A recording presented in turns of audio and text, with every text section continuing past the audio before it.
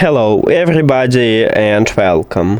In this video I'm going to show you how to remove your earbuds QCY MeloBuds Pro from the application.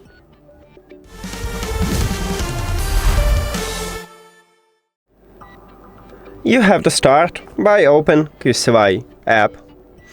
And now, if your headphones turn on and connected with the application, you need to click at the three lines at the the left top.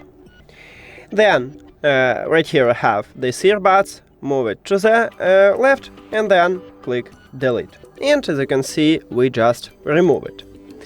Then I will show you what to do, so let me connect it, what to do if your headphones disconnected. So, to simulate this, we need to put the earbuds to the charging case. To the case, close the case, and now these earbuds disconnected. So then again, click at the three dots, and you still have your earbuds. Here, just move it to the left, and then delete.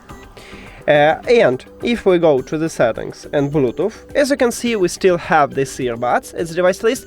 Usually in another applications, when you remove your earbuds from the application, you will also remove it from your phone, but not for these earbuds. We still have them.